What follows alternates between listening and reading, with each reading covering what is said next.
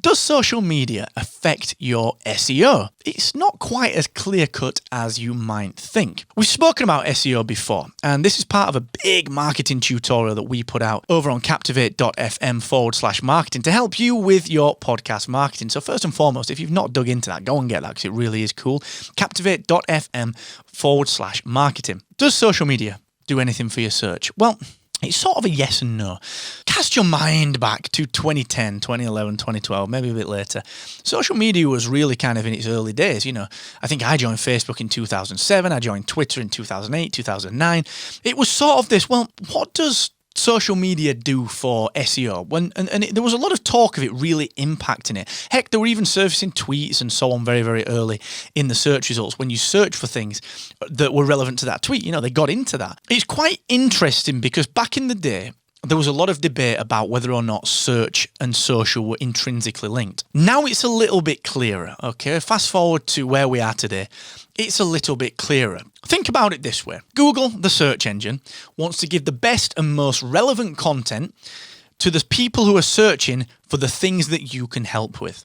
That's its entire goal as a search engine, okay? If social media affected all of your search engine rankings in such a heavy way, you could game that because you'd just start doing a lot of tweeting about the thing that you wanted surfacing and you'd backlink to it and so on and so forth. It doesn't directly affect your search, and this is based on research that we've done with friends of mine that are in the SEO game, people who are expert SEO consultants. So a big shout out to Sarah at Like My Media for helping us with this because this is what they do. The thing that you've got to understand is that it's not constantly posting about the thing that you are into, the thing that you talk about on your podcast. Whilst that's great, and sure, your tweets might get surfaced inside search results, it won't directly impact your website or your podcast search engine optimization, because if it did, it would be really easy to game that. Does it actually affect it at all? Well, yes, it does. Okay, and again, this is according to our friends at Like My Media.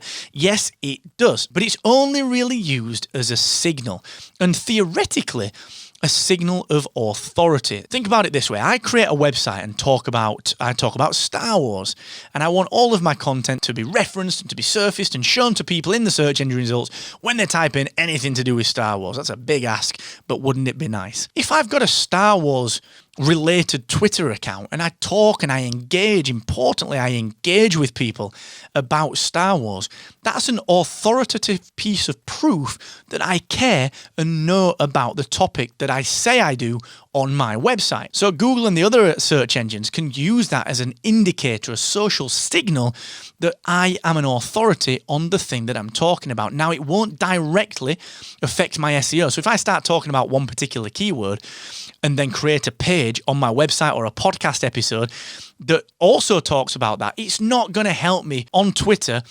It's not going to help me to surface my new content page to people searching for that key phrase. It just isn't going to work like that, but it acts as a social signal.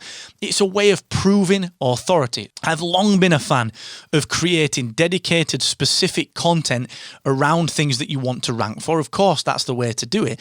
And deciding how you want to run your social media. How do you want to run that? Do you have a dedicated podcasting account where it's, okay, here's my Star Wars podcast. We have that for our Star Wars podcast. We have a Twitter account for Captivate and for Rebel Based Media and the Podcast Success Academy podcast websites, and I have my own. Now, I only really engage on my own personal account because I build my own personal brand there and build the Rebel Based Media, Captivate, podcast websites brand there.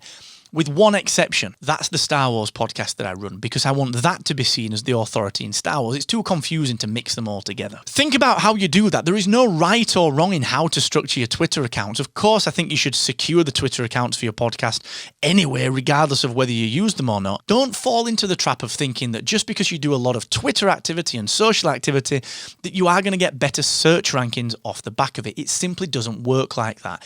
It will only act as a signaler, as a way of proving that yes, you are an authority and you can kind of be trusted because you talk about it a heck of a lot, but it won't directly help your rankings to have your social media linked up and constantly posting backlinks and tweets about your content. Social media is intended to be just that. It's intended to be social. Remember that, and you will start to see engagement happening with you on those social channels that will far outweigh any of the peripheral benefits that you'll get in search. Remember that.